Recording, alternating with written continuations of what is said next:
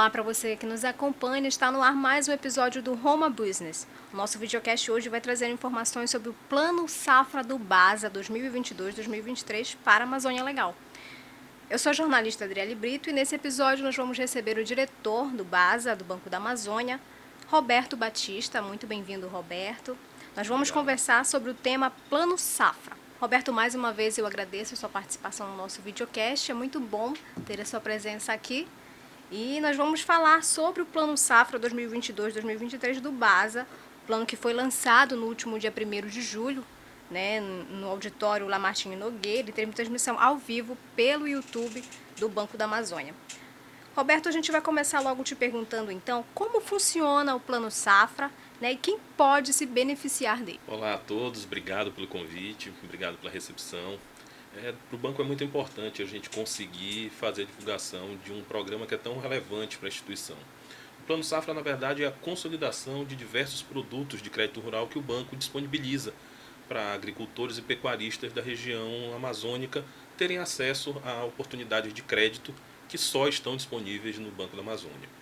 Então a gente tem um conjunto de linhas de crédito, de custeio e investimento disponíveis para todos os portes de produtores rurais, desde o agricultor familiar ao maior agricultor da região, disponíveis para que a gente faça bons negócios, estimule a pecuária e a agricultura sustentável na região. Perfeito. Roberto, este ano o Banco da Amazônia vai investir 9 bilhões para a Amazônia Legal, para o setor agropecuário amazônico. Esse investimento ele vem crescendo ao longo do tempo. Como é que o Plano Safra vem se desenvolvendo ao longo dos anos? Anualmente a gente vem conseguindo números históricos. Ano passado, o nosso orçamento para aplicação de crédito rural foi de 7 bilhões de reais, no último ano Safra que se encerrou agora em junho. Só que a gente fez 10 bilhões e 300 milhões de reais. A gente conseguiu uma aplicação 50% acima do que a gente tinha previsto. Esse ano nós estamos prevendo 9 bilhões de reais. Mas se a gente considerar o histórico do que vem acontecendo, pode ser que seja mais. E como eu havia comentado mais cedo, esses 9 bilhões de reais eles são divididos entre produtores de maior porte e produtores de menor porte. Então, para agricultores familiares, mini e micro produtores e pequenos produtores rurais, 5 bilhões, ou seja, mais da metade do volume orçado, estão direcionados para produtores de menor porte. Isso é mais uma marca da forma como o Banco da Amazônia enxerga como se faz crédito rural, estimulando também os pequenos produtores, sem, em hipótese alguma, largar mão dos maiores produtores e daqueles que estão expandindo a sua produção. Então tem 4 bilhões de reais também para produtores de maior porte. Perfeito, Roberto. Diretor, agora quais as expectativas de desenvolvimento do plano nesse período de 2022-2023, né? Como é que o Plano Safra ajuda nesse desenvolvimento e da preservação também da Amazônia Legal? Perfeito. Eu acho que tem dois indicadores que são muito relevantes quando a gente discute o papel de fomentador do desenvolvimento do banco. Tá? Um deles é um conjunto de duas informações. Primeiro, o banco não financia nenhum investimento em área recém-aberta, em área recém-derrubada. Então, nada do crédito que o banco investe no setor rural provoca qualquer tipo de pressão sobre a floresta em pé. Isso é uma coisa que a gente precisa deixar claro. O segundo a gente teve um aumento de mais de 70% na aplicação em agricultura nessa virada de plano safra, no último plano safra. O que isso quer dizer? Quer dizer que, sem aumentar áreas, a gente aumentou a produção agrícola.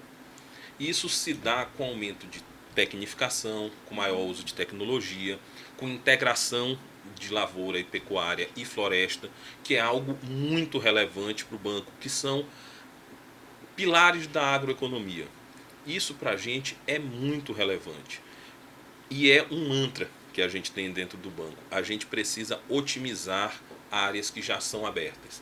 Então, o que isso quer dizer? Quer dizer que a gente fomenta o uso mais racional do solo e o uso mais otimizado do solo.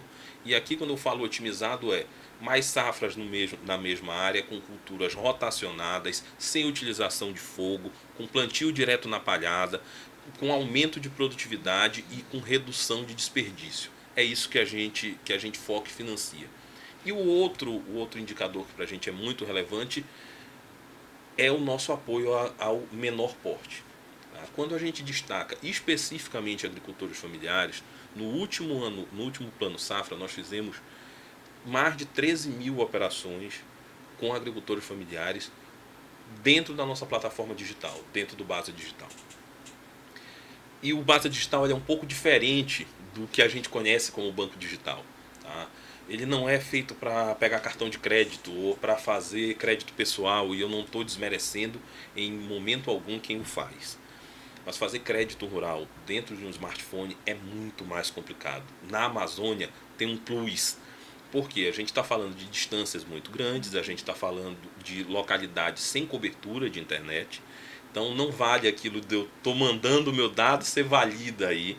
A gente tem uma estrutura que ela é diferente, mas ainda assim o banco fez inúmeras dessas operações dentro de aldeia indígena. E quando a gente está falando dentro de aldeia indígena, é para índio. Tá? É para indígena, não é dentro de aldeia indígena de alguém que invadiu a terra indígena. É dentro de aldeia indígena, fomentando renda para o indígena que produz dentro da aldeia. Tá? A gente fez o piloto desse projeto, desse produto, ele foi na Ilha do Marajó, uma região de difícil acesso, é uma região que a locomoção é complicada, e a gente fez muita operação lá dentro. Um pequeno produtor, com um rito super rápido, após a coleta dessas informações que se dá na propriedade do cliente, então ele não precisa via zona urbana, o assistente técnico o visita, a partir daí todas as informações são coletadas lá. Ah, mas ele vai precisar da cópia do documento, a foto é feita pelo próprio smartphone, e a partir daí, no momento que esse assistente técnico chega em uma região que tenha sinal, isso está em cache dentro do aplicativo dele. Quando ele chega numa região que tenha sinal, isso transmite para os servidores do banco, o banco roda dentro da nossa política de crédito toda, e em até 72 horas esse produtor recebe um SMS no telefone dele, tá? Já dizendo, vá na agência tal, na hora tal, do dia tal, para assinar seu instrumento de crédito. E se foi negado, ele também recebe uma satisfação do banco dizendo, olha, infelizmente não foi dessa vez, tente novamente, que a gente tem tem todo o interesse de lhe apoiar. Que também é um dos valores do banco. Não adianta a gente conceder crédito em volume maior do que o cliente precisa. Isso não é desenvolvimento sustentável, isso não é aumento de produtividade. O que a gente precisa é conceder o crédito no volume que o cliente precisa e no volume, não necessariamente o que ele precisa é o que ele quer. Tá? Então, no volume que ele precisa, no momento que ele precisa, porque o campo não espera, a janela de chuva, a janela de sol não espera. Então, tem que ser preciso em quantidade, tem que ser rápido para ser no momento em que ele precisa receber esse recurso, e tem que ter as condições adequadas de devolução. Quando eu estou falando condições adequadas de devolução, eu estou citando prazo e preço. Então, o prazo tem que ser adequado, a gente não pode ter um prazo que seja maior ou menor do que a capacidade de realização de receita desse produtor, e essa é uma condição basilar de todas as linhas de crédito que o banco opera, e o preço, que é a taxa de juros que ele paga. Não pode ser muito caro, porque o que a gente está financiando é que ele tenha lucro, não que ele deixe sua receita para um banco. Tá? Não é esse o nosso objetivo. Aí quando a gente casa as duas coisas, agrobioeconomia, economia verde, com responsabilidade social, com esses valores que o banco tem, a gente chega que para a produção, por exemplo, de reforma de pastagem, de recuperação de área degradada, a gente tem a menor taxa de juros do país. A gente está operando com 6,71% ao ano. E aqui é reforçar de novo, é ao ano, não é ao mês, é próximo de 0,5% ao mês, nos prazos mais adequados para o cliente. Isso pode chegar até 12 anos, tá? Mas esse é até mesmo, porque, de novo, a gente tem uma equipe absolutamente especializada que vai conseguir fazer os cálculos e identificar exatamente de quanto prazo cada um desses clientes precisa. E a gente falou dessa abrangência, falou do Basa Digital também, né? Eu gostaria que você destacasse, então, quais os quesitos necessários para poder participar do Plano Safra.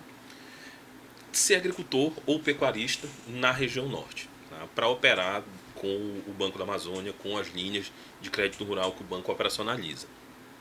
Agora, a gente, como já tinha falado mais cedo, tem um leque de portes de atividades que são diferentes. Então, para cada uma dessas atividades tem um pré-requisito e uma condição específica. Tá? Mas seria... A gente ia se alongar absurdamente aqui. Eu acho que o melhor caminho é procurar uma agência do banco, procurar uma agência de relacionamento. Nós temos 120 agências espalhadas por todas as localidades da região norte. Vai ter uma equipe capacitada, motivada, com todo a expertise para atender o nosso produtor.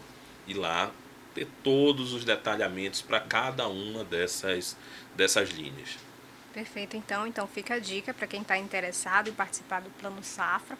A gente parte agora então para mais uma perguntinha. Bom, Roberto, o Banco da Amazônia já destinou mais de 700 milhões de reais para o fortalecimento e crescimento da agricultura familiar na Amazônia. Foi através do Programa Nacional de Fortalecimento da Agricultura Familiar, o PRONAF. Eu gostaria que você falasse um pouquinho, né, explicasse para a gente o que é o PRONAF. Muito bem. Eu só queria fazer um adendo que esses 700 foram só no último ano. Tá? Historicamente, esse volume ele é bem maior. Tá? Esse foi só o resultado do último ano. E desses 700, 260 mais ou menos foram através do Basa Digital, tá? Que é focado hoje exatamente nos agricultores familiares. Tá? Então, qual é o pré-requisito para a participação da agricultura familiar? É ser agricultor familiar, ou seja, ser aquele agricultor ligado à terra e que utiliza a mão de obra familiar no desenvolvimento da sua atividade. A partir daí, ele passa a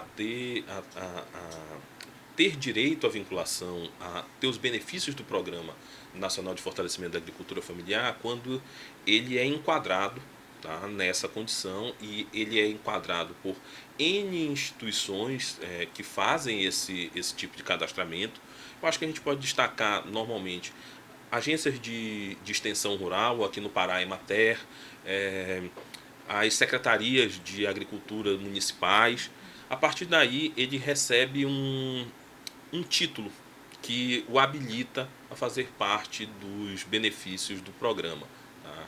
Ele tem um certificado que o habilita a fazer parte do programa. A partir daí ele pode se dirigir em qualquer instituição financeira que opere o PRONAF para se beneficiar do que o programa disponibiliza.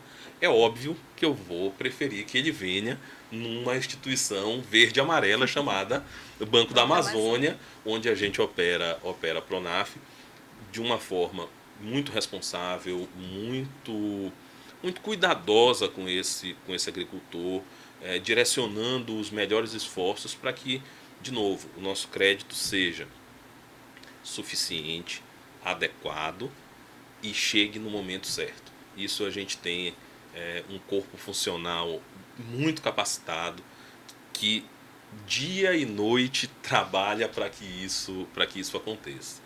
E a gente termina por aqui o nosso episódio do videocast Homa Business. Eu gostaria de agradecer a participação do diretor de crédito do Basa, Roberto Batista. Esse episódio foi produzido pela comunicóloga e multimídia Luísa Brasil e eu agradeço a você que nos acompanhou. Até a próxima.